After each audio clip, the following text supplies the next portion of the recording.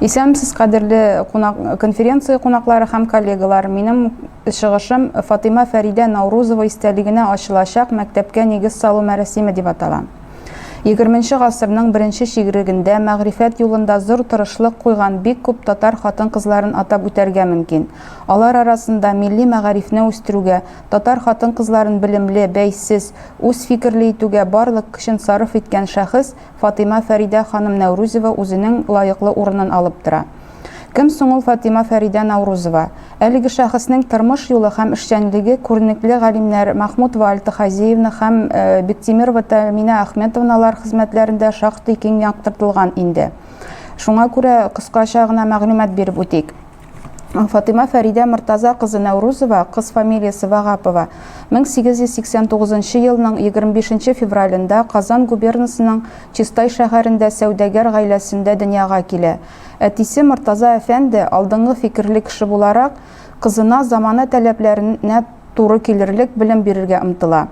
Фатыйма-Фәридә Казандагы Кәримә, Махруй, Абыстай мәдрәсәләрендә, Каһирәнең Әл-Әсхәр университетын тәмамлап кайткан Ибраһим Камаловта белем ала, үзлегеннән рус, төрек телләрен өйрәнә. Тиздән үсмер кыз үзе дә белем бирерлек дәрәҗәгә күтәрелә һәм 1903-1904 еллардан башлап үз өендә җәдид ысулы белән якыннарыннан булган берничә кызга башлангыч белем бирә башлый. Шушы вакыттан башлап аның татар хатын-кызларына аң белем тарату эшчәнлеге башланып китә. Алдагы тормышында язмышы ана кайда гына ташламасын, ул кызлар өчен мәктәп ачып, аларга аң белем бирергә тырыша. 1907 елда төрле сәяси һәм шәхси сәбәпләр аркасында Мортаза әфәнде Чистай шәһәреннән китәргә мәҗбүр була. Ул алдагы тору урыны итеп Самар губернасы Бөгелмә Язе Кәрәкәшле авылын сайлый. Монда җир сатып ала һәм гаиләсе белән шунда күченә. Шулай итеп Фатыйма-Фәридәнең тормыш юлы Кәрәкәшле авылына барып бәйләнә. Әмма Фатыймага Кәрәкәшледә озак тукталып торырга насыйп булмый. Инде 1908 елда чыгышы белән шушы авылдан булган Вагыз Нәүрүзовка кияүгә чыгып, алар Томские шәһәренә күченеп китәләр. Фатыйма-Фәридә ханым Кәрәкәшлегә яңадан 1912 елның көзендә каты авырый башлагач әйләнеп кайта. Дәвалануның файдасы тимей. Ул 1914 елның 16 февралендә бик яшьли, бары тик 25 яшендә үпкә авыруыннан вафат була. Фатыйма-Фәридә ханым үзенең кыска гына гомере эчендә татар дөньясында киң фикерле, туры сүзле журналист буларак та танылып өлгерә. Аның беренче мәкаләләре 15-16 яшьләрендә үк Әл-Гасрыл Җәдид журналында дөнья күрә. Әттеп журналистик эшчәнлеге әлбәттә Томскида нәшер ителгән Сибирия газетасы белән бәйле. Фатыйма-Фәридә Сибирия газетасы битләрендә хатын-кыз мәсьәләсенә караган күп төрле проблемаларны күтәреп чыга. Татар хатын-кызларын иҗтимагый тормышка тарту, кызлар мәктәпләрендә укытуның сыйфатын күтәрү, укучыларны тормышка яраклы итеп хәзерләү, рус теле өйрәнүнең әһәмияте, рус мәктәпләрендә, гимназияларда һәм югары мәктәпләрдә укуның хатын-кызлар өчен кирәклеге һәм башка темаларга багышланган мәкаләләр дөнья күрә. Бу газета бик кыска вакыт эчендә халык арасында, бигрәк тә хатын-кызлар арасында зур популярлык казана. Укучылар даирәсе киңәю белән редакциягә төрле авторлардан хатын-кызлар мәсьәләсен яктырткан хатлар, мәкаләләр килә башлый. Авторлар арасында мәктәптә укучы үсмер кызларда, татарлар арасында танылырга өлгергән мөгаллимәләр дә, хәтта чит илләрдә яшәүче татар ханымнары да була. Әйтергә кирәк, Фатыйма-Фәридә ханым хатын-кыз журналистларыннан беренчеләрдән 20-нче гасыр башының иң актуаль мәсьәләләренең берсе булган хатын-кыз мәсьәләсен Сибирия газетасы битләрендә күтәреп, татар хатын-кызларын аң белемле итү юлында тырышкан күп кенә татар әһелләрен бергә тупларга өлгергән. Фатыйма-Фәридә ханымның вафатын татар халкы бик авыр кичерә. Аның вафатыннан соң 1000-гә якын телеграмма һәм кайгы хатлары алына. Фатыйма-Фәридә ханымны соңгы юлга озату мәҗлесендә тирә-як авыллардан килгән 1000 артык кеше катнаша. Күрше авыл мәктәпләрендә дәресләр булмый, мөгаллим, мөдәрисләр, укучылар барысы да Кәрәкәшлегә килә.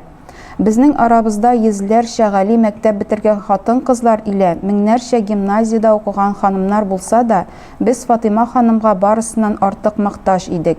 Чөнки ул ике канатлы ислам ва рус тәрбиясе белән камил тәрбияләнүе өстенә өметле, истигъбалга иманлы ва эшлекле бер милләт хатыны иде, дип ассызыклый Сибирия газетасының дәвамы буларак дөнья күргән тормыш газетасының мөхәррире Закир Кадири үзенең мәкаләсендә. Фатыйма-Фәридә ханымны күмү җиназасы тәмамланганнан соң Кәрәкәшле авылы имамы һәм мөдәррисе Гариф хәзрәт Батыршин йортында бер мәҗлес була.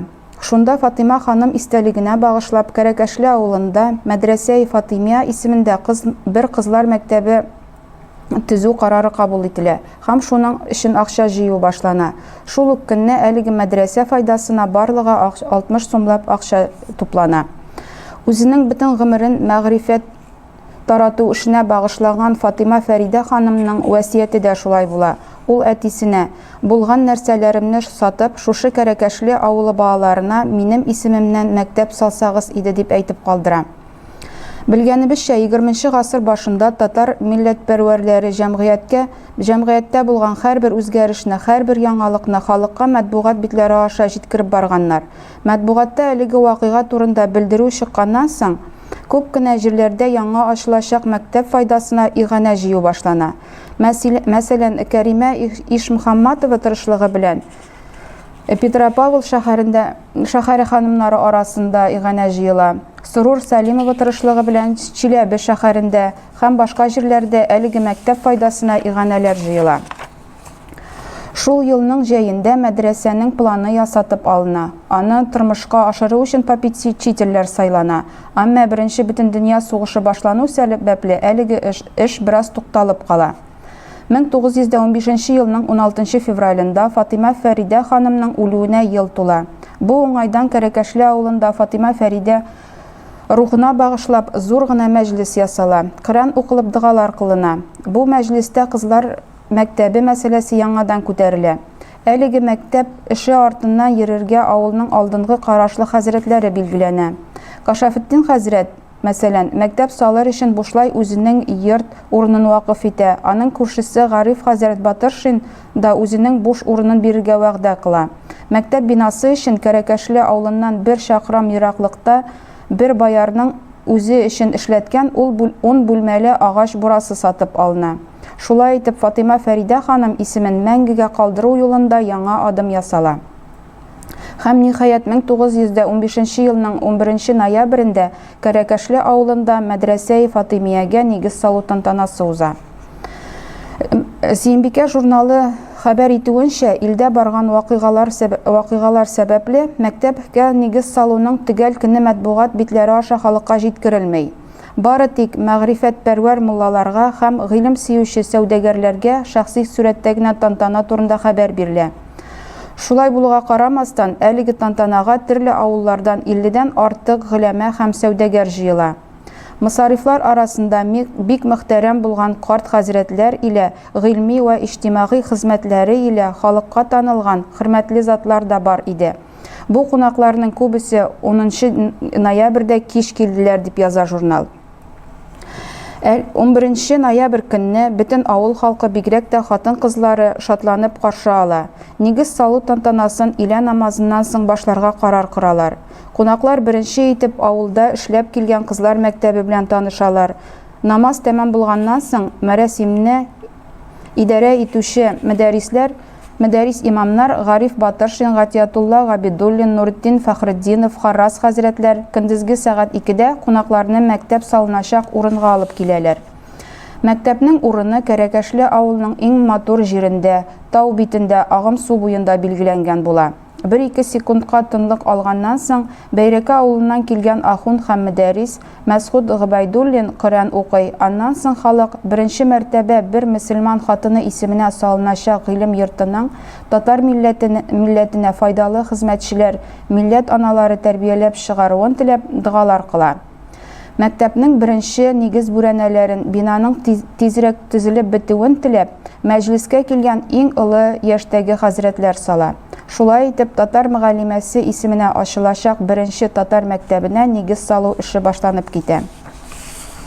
Бәйрәкәдән килгән Мәсгуд хәзрәт нигез салу тантанасын түбәндәге сүзләр белән тәмам итә.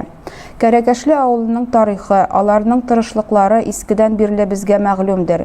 Шул тырышлыгыгызның бөеклеге сезне шундый мөкатдәс гыйлем йорты салырга, ничә гасырлардан бирле хукукларыннан мәхрүм булган тута сеңелләрегезне дини, милли рухта тәрбия итәргә өндәгән. Сезне бүгенге хезмәтегез, тарихи көнегез белән тәбрик итәм. Бу йорт бер мөселман хатыны исеменә ядкар буларак салыначак җәһәте илә бу изге бинаны тәмам итү сез авыл халкы илә бөтен татар милләтләренең бурычыдыр. Ышанам ки, милләт үзенең бурычын үтәр.